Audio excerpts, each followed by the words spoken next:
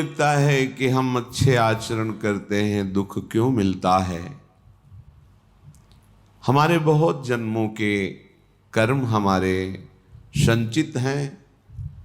जब तक हम भगवद अर्पित कर्म नहीं करेंगे, भगवान नाम जप नहीं करेंगे, भगवद आश्रय नहीं लेंगे, तब तक उन कर्मों का नाश तुम्हारे शुभ कर्मों से नहीं होगा।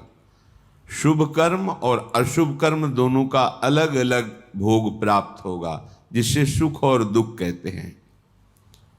एकमात्र भगवत समर्पित कर्म और भगवत स्मरण इतनी सामर्थ्य है कि आपके सब पहाड़ के पहाड़ जैसे शुभ अशुभ कर्मों को विध्वंस करके महासुख प्रदान करेंगे।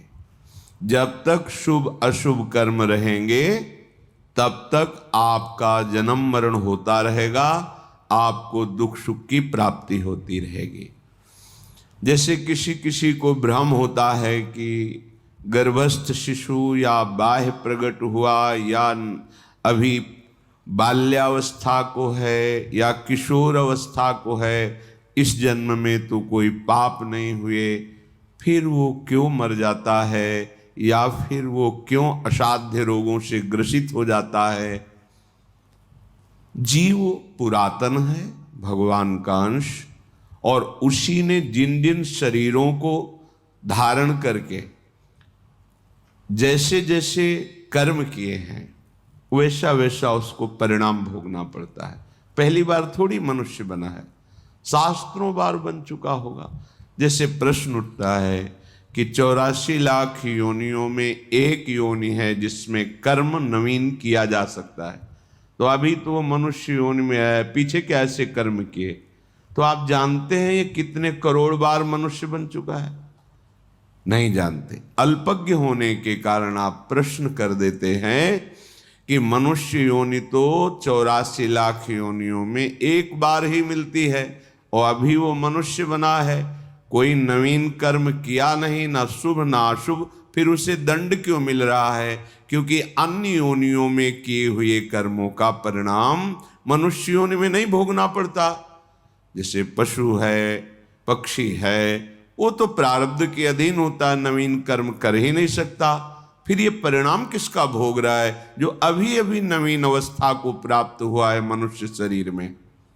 तो आप अल्पज्ञ हैं, आप पीछे के जन्म नहीं देख पा रहे कि आप करोड़ों बार मनुष्य बने हैं। हर बार आपने वासना की फिसलन में फिसल करके अशुभ कर्म किए और भगवान को प्राप्त होने वाले भगवत प्रीत्यर्थ कर्म नहीं किए, भजन नहीं किया। अनादिकाल से भटकते चले आ रहे हैं।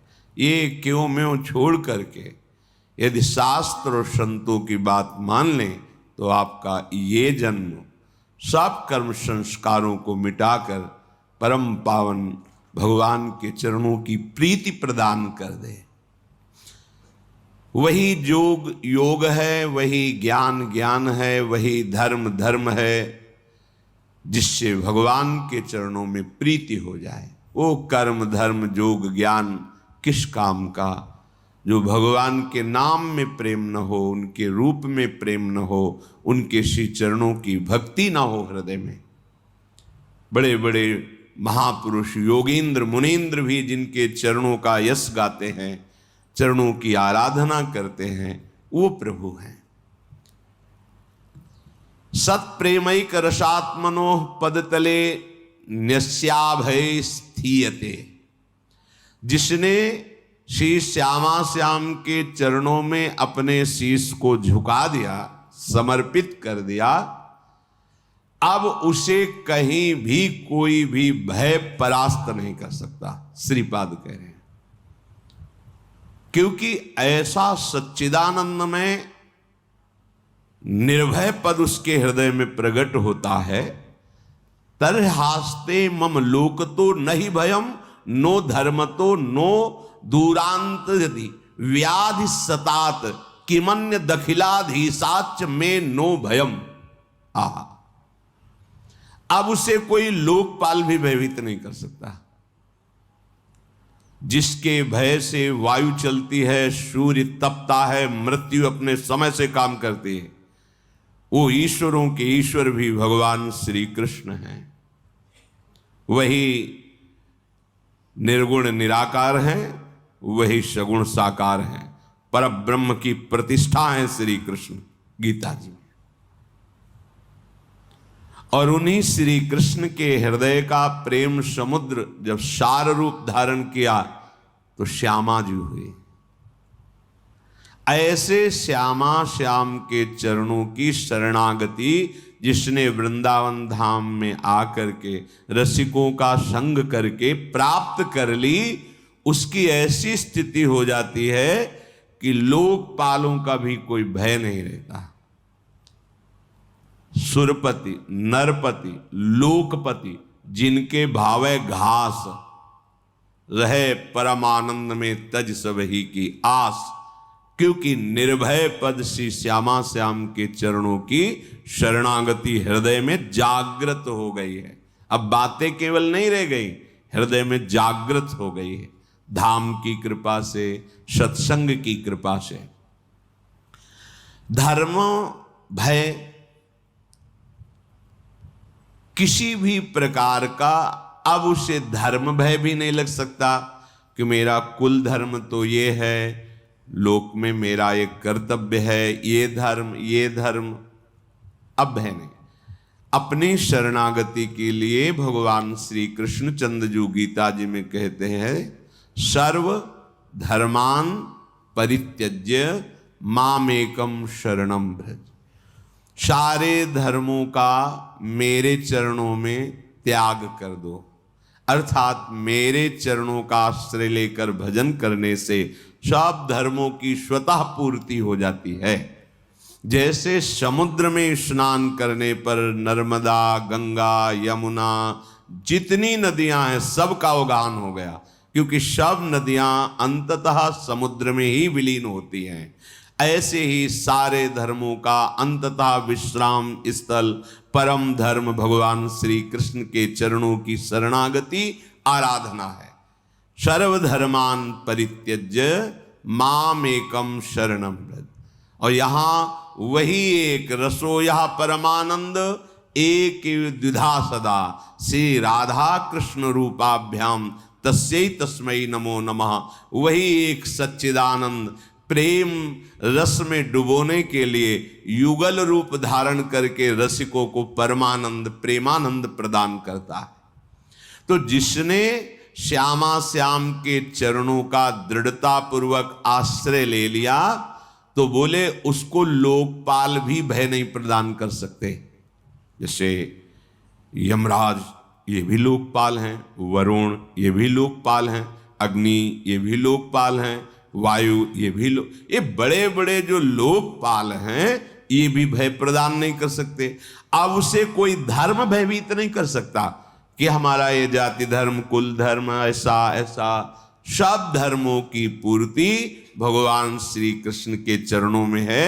इसीलिए गोकर्ण जी ने अपने पिता को जब उन्होंने हाथ जोड़कर कहा, बेटा मैं तो मोह में फंसकर पुत्र प्राप्ति को ही सर्वस्व समझता था, लेकिन इस धुंधकारी के द्वारा की हुई अत्याचार से आज समझ में आया कि ये ठीक नहीं है मोह, अब कैसे त्यागूं, कैसे भगवान को रिझाऊं। तो उन्होंने कहा धर्मम भजस्व सततम, सतत धर्म का ही भजन करना चाहिए।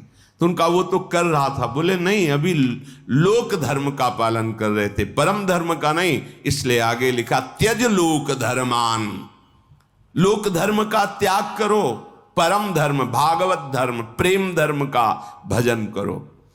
कैसे समझूं कि किसे भागवत धर्म कहते हैं, किसे प्रेम धर्म कहते हैं? बोले संतों की सेवा करो, सेवन करो भगवत प्रेमी महात्माओं का, तो पता चल जाएगा कि भागवत धर्म किसे कहते हैं, प्रेम धर्म किसे कहते हैं। धर्मम भजस्व सततम त्यज लोक धर्मान सेवन सदा साधु पुरुषां, सदा भगवत प्रेमी महात्माओं का सेवन करो। अगर आप आगे की बात नहीं समझे तो संत संग करने पर भी लाभ नहीं मिलेगा। जहि काम तृष्णाम, कामना और तृष्णा का त्याग करके संत संग करो। अगर कामना रखोगे और तृष्णा, तो संत संग का लाभ आपको अनुभव में नहीं आएगा। कामना किसे कहते हैं? देखे हुए, सुने हुए, पढ़े हुए भोगों को भोगने की इच्छा का नाम कामना है, और भोगे हुए भोगों को पुनः भोगने की इच्छा का नाम तृष्णा है। इसलिए कह रहे साधु सेवन करो पर जहि काम तृष्णाम, कामना और तृष्णा का त्याग कर भगवत प्रेमी संतों का सेवन करो। जब भगवत प्रेमी संतों का सेवन करोगे तो आप में सद्गुण जागृत होंगे। तो उसमें सावधानी ये रखना है, अन्यस्य दोष गुण चिंतनमासु मुक्त्वा, तुम्हें कहीं गुणाभिमान न हो जाए। संत संग कर रहे हो, भगवत आराधना कर रहे हो, तुम में सद्गुण व्याप्त होंगे, लोग सम्मान करेंगे, तो कहीं तुम दूसरों के दोषों का दर्शन और निंदा करना शुरू न कर देना। इसलिए सावधान रहना। लोक धर्म का त्याग करके भागवत धर्म का सेवन करो। भागवत धर्म का परिचय भगवत प्रेमी महात्माओं के संग से होता है। संग का रंग कामना और तृष्णा के त्याग से चढ़ता है, और उस रंग को संभाल सके इसलिए अन्यस्य दोष गुण चिंतन मास मुक्त्वा, दूसरे के गुण दोष का चिंतन त्याग कर दे। हमारे पास समय ही न बचे अपने भगवत चिंतन से। कभी नाम, कभी गुण, कभी लीला, कभी रूप, कभी धाम, कभी सेवा, हमारा सारा समय इसी अभ्यास में जाए। अन्यस्य दोष गुण चिंतन का तब हमें अवसर मिलता है जब हम प्राप्त दिनचर्या का प्रमाद के कारण त्याग करते हैं। अगर भगवत प्रदत्त, गुरु प्रदत्त दिनचर्या का हम ईमानदारी से पालन करें तो हमारे पास समय ही नहीं है किसी के गुण दोष देखने का। इसलिए कह रहे अन्यस्य दोष गुण चिंतन मास मुक्त्वा सेवा कथा रसमहो नितराम पिबत्वम, भगवान की लीला चरित्रों का गायन, श्रवण और प्रभु के श्री अंग की सेवा। अपनी कुटिया में ठाकुर जी को विराजमान जो किए हैं वो साक्षात हैं। ऐसी भावना से उनकी सेवा में रत रहना। तो यदि आप श्यामा श्याम के चरणों की शरणागति ले ली तो अब आपको धर्म का भी भय नहीं करना कि मेरा कुल धर्म, मेरे कुल देवता, मैं एक पिता हूं, मेरा ये कर्तव्य, मैं एक पुत्र हूं, ये सब कर्तव्य